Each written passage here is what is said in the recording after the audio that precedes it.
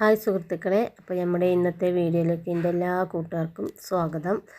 അപ്പോൾ നമ്മളെ വീഡിയോ എല്ലാവരും ഒന്ന് മുഴുവനായിട്ട് കാണുക. അതുപോലെ തന്നെ ലൈക്ക് ചെയ്യാതെ ആരെങ്കിലും കാണുന്നവരുണ്ടെങ്കിൽ ഒന്ന് മറക്കാതെ ലൈക്ക് ഒന്ന് ചെയ്യുക. അതുപോലെ സബ് ചെയ്യുക.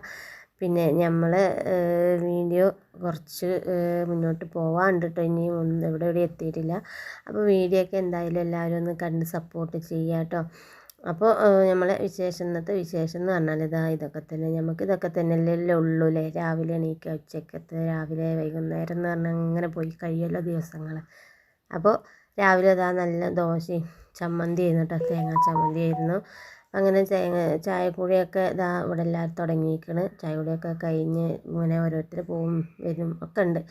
അപ്പോൾ എന്തായാലും ചായ കുടിയൊക്കെ കഴിഞ്ഞ് നമ്മളിന്ന് ഉച്ചക്കലത്തേക്ക് നമുക്ക് നല്ല ഇതാണ് കേട്ടോ, ചിക്കൻ പാർട്സ് ഉണ്ടല്ലോ, അതാണ് കേട്ടോ ഇന്ന് കറി വെക്കാൻ കിട്ടിയിരിക്കുന്നത്. ചിക്കൻ പാർട്സ് ചിലവർക്ക് അറിയും, ചിലർക്ക് അറിയുണ്ടാവില്ല കേട്ടോ. അപ്പോൾ എന്തായാലും അതൊക്കെ ഒന്ന് വൃത്തിയാക്കി എടുക്കുകയാണ്. ആദ്യം ഞാൻ അതിൻ്റെ വേസ്റ്റൊക്കെ ഒന്ന് മാറ്റി വെച്ചിട്ട് വേണം പിന്നെ കട്ട് ചെയ്ത് പിന്നെയും വൃത്തിയാക്കാൻ കേട്ടോ. അപ്പോൾ നല്ലോണം ഇത് വൃത്തിയാക്കാൻ കേട്ടോ, നല്ല പാട് തന്നെയാണ്. കുറച്ച് സമയം മെനക്കെടൊക്കെ ചെയ്യണം. അങ്ങനെ പാർട്സ് കണ്ടില്ലേ, നല്ല ചെറിയ പീസാക്കിയിട്ട്, കണ്ട ബീഫ് പോലെ ഉണ്ടാവില്ലേ, ചെറിയ പീസാക്കിയിട്ടുണ്ട്. ഇനി നമുക്കതൊന്ന് വേവിച്ചെടുക്കണം കേട്ടോ. കുറച്ച് ഉപ്പും മഞ്ഞളും കുറച്ച് കുരുമുളകും കൂടി ഇട്ടിട്ട് ഒന്ന് വേവിച്ചെടുക്കണം. അപ്പോൾ ഞാൻ കുരുമുളക് കുറച്ച് ഉള്ളൂ കേട്ടോ, അപ്പോൾ ഞാൻ ഇട്ടിട്ടില്ല.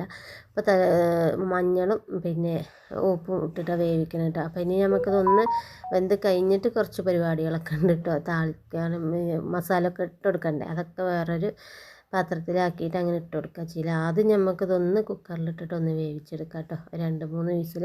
ഇത് കുറച്ച് വേവ് കൂടുതലാട്ടോ, അപ്പോൾ നല്ലോണം ഒന്ന് വേവിക്കണം. അപ്പോൾ അതവിടെ അങ്ങോട്ട് വെച്ചിട്ട് വേഗം വെച്ചിക്കണം കേട്ടോ. ഇനി നമുക്ക് പാർട്സൊക്കെ ഒന്ന് വെറും ചോറല്ല, ഞാൻ കുറച്ച് നെയ്ച്ചോറ് ഉണ്ടാക്കാമെന്ന് വിചാരിച്ചിട്ട് കുറച്ച് നെയ്യും കുറച്ച് വെളിച്ചെണ്ണ ഒഴിച്ചിരിക്കണം കേട്ടോ. അപ്പോൾ ഞാൻ അധികം കുക്കറിലാണ് കേട്ടോ നെയ്ച്ചോറ് വെക്കുക. ഇന്നിപ്പോൾ ഇങ്ങനെ ഒന്ന് വെച്ചോക്കട്ടെ, കുറേ കാലമായിട്ട് ഇങ്ങനെ പാത്രത്തിൽ വെച്ചിട്ട്, മറ്റേ ഞാൻ എപ്പോഴും കുക്കറിൽ വേഗം ഇടും. അപ്പോൾ നെയ്യും വെളിച്ചെണ്ണയൊക്കെ ഒഴിച്ചിട്ട് നമ്മൾ വലിയ ജീരകം ഉണ്ടല്ലോ, കുറച്ച് വലിയ ജീരകവും പട്ടയും ഗ്രാമ്പും ഒക്കെ ഇട്ട് കൊടുക്കണം. ഇതിപ്പോൾ ഞാൻ വേറെ ഒരു ഐറ്റംസ് വേറെ സംഭവങ്ങളൊന്നും ചേർക്കണം കേട്ടോ. വെറും ആ പട്ട, ഗ്രാമ്പു, നെയ്യ്, ഒരു ഉള്ളിയും കൂടി ഇട്ടിട്ടാണ് നമ്മളെ ഈ തട്ടുകട സ്റ്റൈലിലൊക്കെ ഉണ്ടാവില്ലേ നെയ്ച്ചോറും പീസും, അതേപോലത്തെ നെയ്ച്ചോറാണ് കേട്ടോ. സിമ്പിളായിട്ട് നല്ല വെള്ള കളറിലുണ്ടാവില്ലേ നെയ്ച്ചോറ്.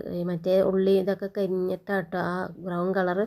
പക്ഷെ ഇവിടെ ഇങ്ങനെ ഉള്ളി കരിയാതെ തന്നെ നമ്മൾ അളവിനനുസരിച്ച് കേട്ടോ വെള്ളമൊക്കെ ഒഴിച്ച് കൊടുത്താൽ നമുക്ക് നല്ല അടിപൊളി നെയ്ച്ചോറ് കിട്ടും കേട്ടോ.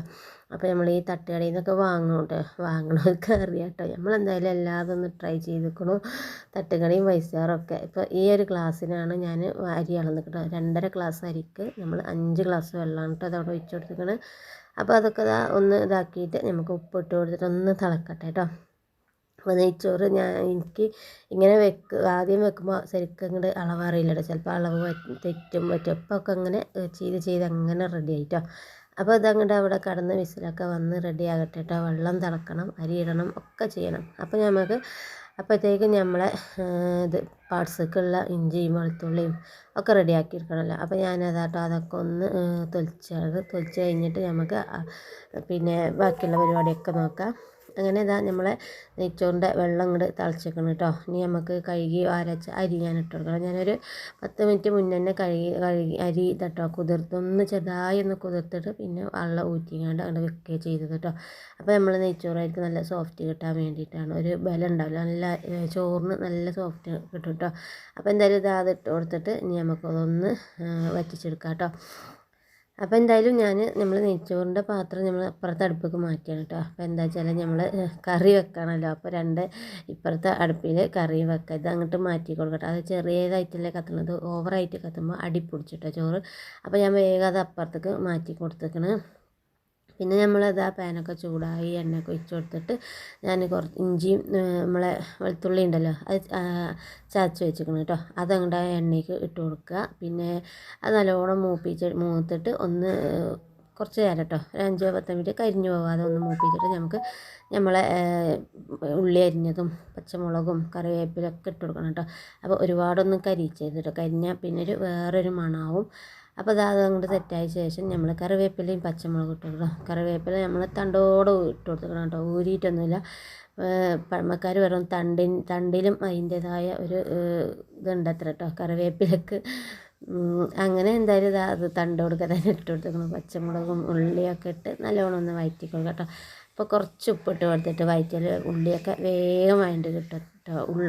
ഉള്ളി വാട്ടുമ്പോൾ നമ്മൾ കുറച്ച് ഉപ്പിട്ട് കൊടുക്കുമല്ലോ, അത് എല്ലാവർക്കും അറിയാൻ തോന്നുന്നില്ലേ. അറിയാത്തവരുണ്ടെങ്കിൽ അങ്ങനെ ചെയ്ത് നോക്കണം കേട്ടോ. ഉള്ളിയൊക്കെ വാട്ടുമ്പോൾ കുറച്ച് ഉപ്പിട്ട് കൊടുത്താൽ ആ ഉള്ളി ഒന്ന് വേഗം ഒന്ന് കുഴഞ്ഞ് വാടി കിട്ടും. ഇനി നമുക്കിതാ ഒരു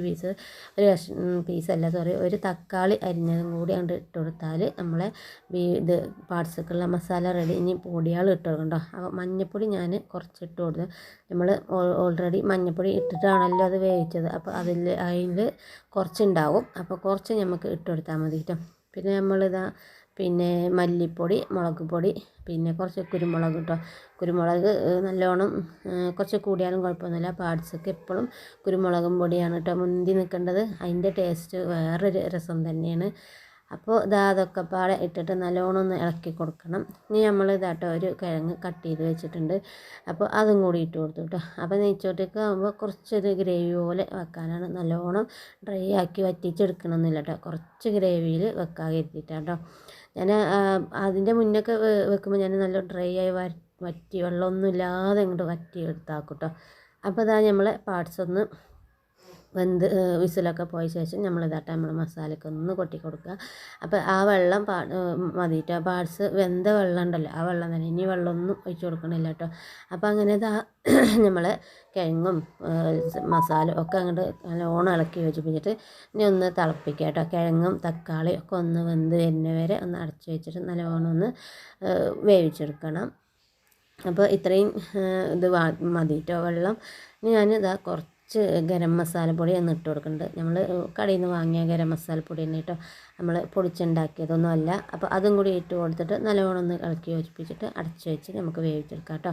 അപ്പോൾ പാർട്സ് ഇങ്ങനെ വെക്കാത്തവർ ഉണ്ടെങ്കിൽ ഇങ്ങനെ ഒന്ന് വെച്ച് നോക്കണം കേട്ടോ, നല്ല രസമാണ്. നമുക്ക് ചപ്പാത്തിയൊക്കെ കിട്ടുമ്പോൾ ചപ്പാത്തി ഉണ്ടാക്കുമ്പോഴൊക്കെ ഇങ്ങനത്തെ ഒരു ഇതുണ്ടെങ്കിൽ നല്ല ടേസ്റ്റാണ് കേട്ടോ. ചപ്പാത്തിക്കൊക്കെ ഇങ്ങനെ ചെറിയ ഗ്രേവിയൊക്കെ ആക്കിയിട്ട്. അപ്പോൾ നമ്മൾ ചോറ് ഇവിടെ റെഡി ആയിക്കൊണ്ടിരിക്കുന്നുണ്ട്. അതങ്ങോട്ട് സെറ്റാക്കി വന്നാൽ പിന്നെ നമുക്ക് വേറെ പണികളൊന്നുമില്ല കേട്ടോ. അപ്പോൾ ഈ അടപ്പ് എന്ന് വെച്ചാൽ നമ്മൾ ഇത് പാർട്സ് വെക്കണതിൻ്റെ പാത്രത്തിൻ്റെ അടപ്പാട്ടോ. ഈ പാത്രം വാങ്ങിയപ്പോൾ കിട്ടിയുള്ള അടപ്പാണ്, പക്ഷേ ഞാൻ എല്ലാത്തിനും അത് ഉപയോഗിക്കും കേട്ടോ. അപ്പോൾ ഈ ഒരു അടപ്പ് മറ്റേ ചോറ് വെക്കുന്ന പാത്രത്തിന് ഒരു അടപ്പ് ശരിക്കില്ല കേട്ടോ. അതിൻ്റെ അടപ്പൊക്കെ കുറേ കാലത്തിന് ശേഷം കേട് വന്നിരുന്നു. അപ്പോൾ ചോറ് നമ്മൾ സെറ്റ് ആയിക്കണം, വെള്ളമൊക്കെ പാകമായിട്ട് നല്ല വെള്ള കളറായിട്ട് നെയ്ച്ചോറ് കേട്ടോ. അപ്പോൾ സിമ്പിളായിട്ട് ഇതിൽ ഞാൻ ക്യാരറ്റോ മല്ലിയില അത് ഒന്നും ഇടുന്നില്ല കേട്ടോ, നല്ല മണമുണ്ട് കേട്ടോ. അപ്പോൾ ഇങ്ങനെ ഉണ്ടാക്കാത്തവരുണ്ടെങ്കിൽ എല്ലാവരും ഒന്ന് ഉണ്ടാക്കി നോക്കുന്നുണ്ട്. അപ്പോൾ എന്തായാലും നമ്മളെ ഉച്ചക്കലത്തേക്ക് ഫുഡ് അങ്ങോട്ട് റെഡി ആയിക്കണം. അപ്പോൾ നമ്മുടെ ചെറിയ ആൾ ഇത് വെക്കാൻ തുടങ്ങിയപ്പോൾ വിശപ്പ് തുടങ്ങിയതാട്ടോ. ഓന് വിശന്നിട്ട് വയ്യ ചോറ് കട്ടിയും പറഞ്ഞിട്ട്, അത് എന്തെങ്കിലും സ്പെഷ്യലാണെങ്കിൽ ഓന് വേഗം വിശക്കൂട്ടോ, വെറുതെ വരും. ഓന് മാത്രം പറഞ്ഞിട്ട് കാര്യമില്ല, നമ്മളും അങ്ങനെ തന്നെ. സ്പെഷ്യൽ എന്തെങ്കിലും നമുക്കും പൈപ്പ് കൂടുതലേക്കാരും. അപ്പോൾ എന്തായാലും നമ്മളെ ഫുഡ് റെഡിയായി, ഇനി ഞാൻ ഓന് കൊടുക്കട്ടെ. അപ്പോൾ നമ്മുടെ ഇന്നത്തെ വീഡിയോ നിങ്ങൾക്ക് ഇഷ്ടപ്പെട്ടു എന്ന് വിചാരിക്കുന്നു. ഇഷ്ടപ്പെടുകയാണെങ്കിൽ എല്ലാവരും ഒന്ന് ലൈക്കും സബും ചെയ്യാം കേട്ടോ. അപ്പോൾ നമുക്ക് വീണ്ടും മറ്റൊരു വീഡിയോ ആയിട്ട് നാളെ കാണാം. അപ്പോൾ എല്ലാ കൂട്ടുകാരോടും ഓക്കെ ബൈ.